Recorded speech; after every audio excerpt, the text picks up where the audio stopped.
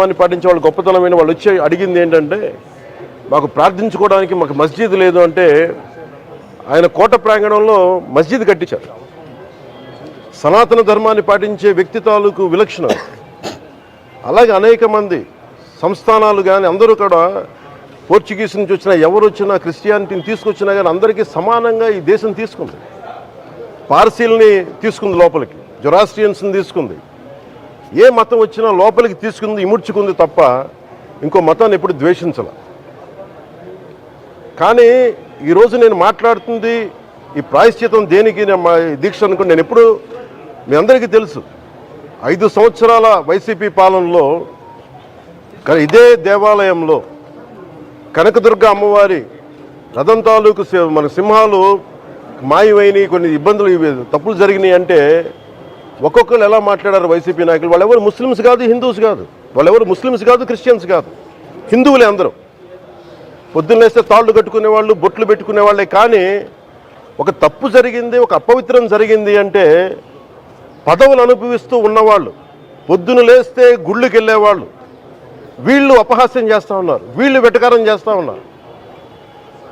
ఈ ఎంటైర్ ఈ విషయంలో వాళ్ళు మతం పుచ్చుకున్నారా లేదో నాకు అన్నీ తెలియదు. వైవి సుబ్బారెడ్డి గారు ఉన్నారు, భూమన కరుణాకర్ రెడ్డి గారు ఉన్నారు, వారి కుటుంబ సభ్యులు ఉన్నారు.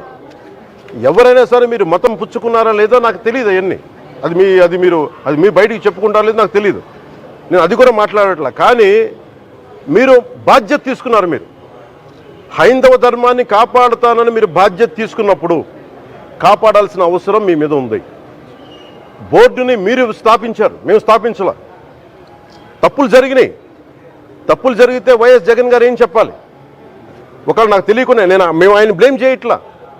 కానీ మీ ఆధ్వర్యంలో జరిగింది, మీరు కాన్స్టిట్యూట్ చేసిన బోర్డు వల్ల జరిగిన తప్పిదాలు ఇవి, మేము కనుగొన్నాం.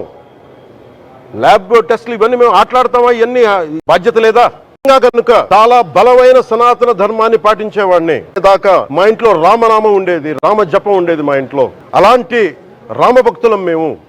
కానీ రామతీర్థం విగ్రహాన్ని, రాముడి విగ్రహాన్ని శిరచ్ఛేదం జరిగినప్పుడు ఒక సగటు సనాతనవాదిగా, సగటు హిందువుగా బయటకు వచ్చి చాలా గొడవలు చేయగల సత్తా ఉన్నామని గుర్తుపెట్టుకోండి. ముఖ్యంగా వైసీపీ నాయకులకి, నన్ను విమర్శించే దేశ యావత్తు నన్ను విమర్శించే ప్రతి ఒక్కరికి తెలియజేస్తున్నా, గొడవ పెట్టుకోవాలంటే చాలా బలంగా గొడవ పెట్టుకోవాలి. కానీ నాది పేదవాళ్ళ కష్టాలు, క్రిమినలైజేషన్ ఆఫ్ పాలిటిక్స్, వీటి మీద మేము మాట్లాడతాం, వీటి మీద తప్పించాం.